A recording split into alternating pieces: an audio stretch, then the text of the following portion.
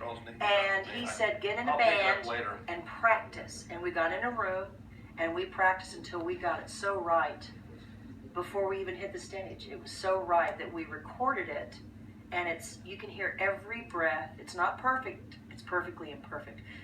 Artists spend so much time perfecting everything, airbrushing. Take 20 pounds off me. This is real, baby.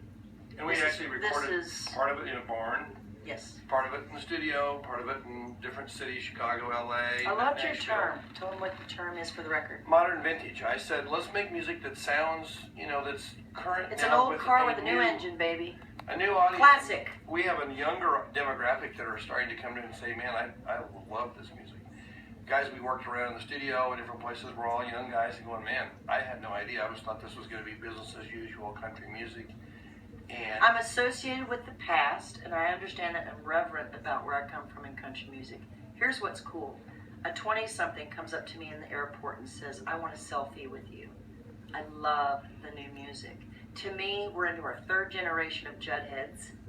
The fans who are already with me love the new stuff, and the ones who have never seen me in concert, I just did shows with Mom, 2/3 of the audience raised their hands. They had never seen me live, are now saying that I'm not just country.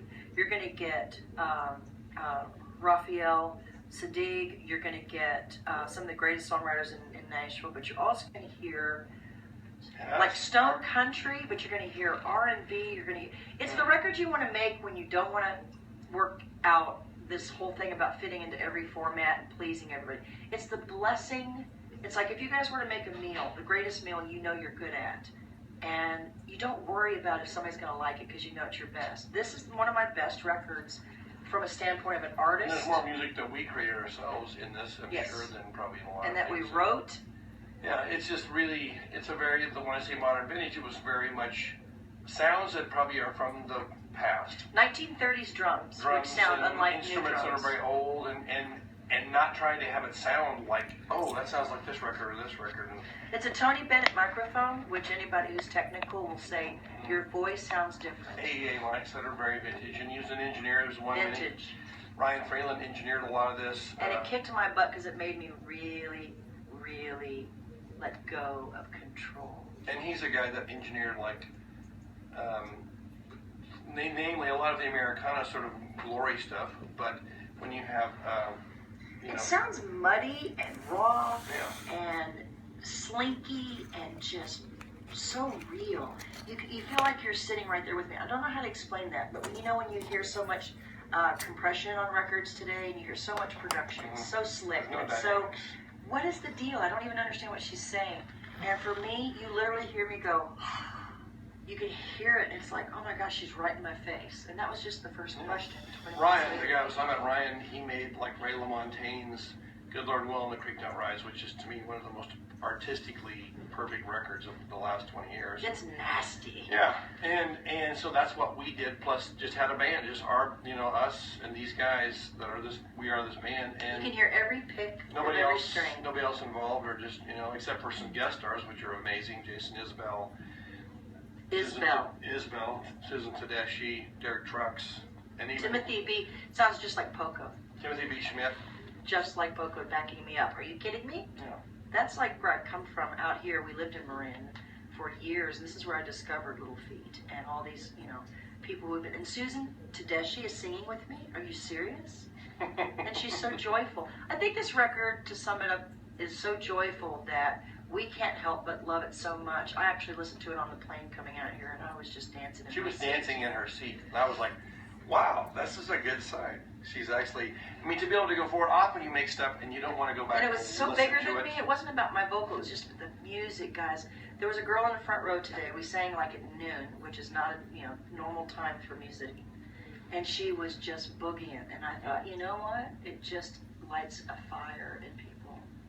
So that's perfect.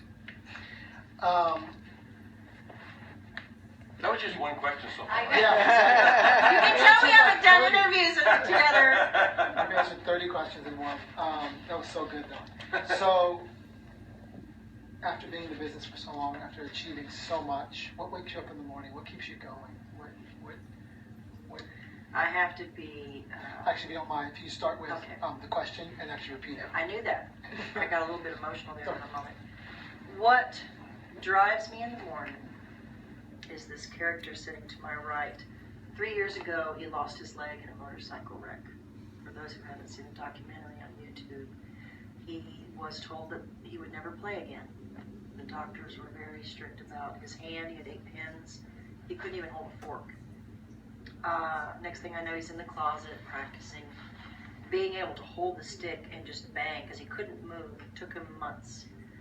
What I've been through with this man is what you're supposed to deal with maybe in your 80s and 90s towards the end of life. Standing in a shower with him, holding him up as he takes a shower. I think it's you because it starts with us and it starts with a good marriage. And when I say good, we work really hard because we're together all the time.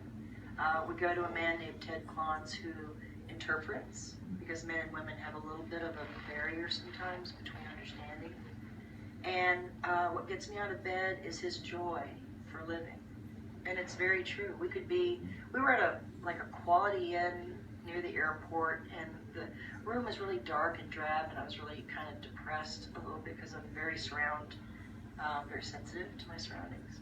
Whether we're there or here in Napa Valley, the most beautiful hotel, he is so joyful, and he reminds me, this is a privilege, my dear.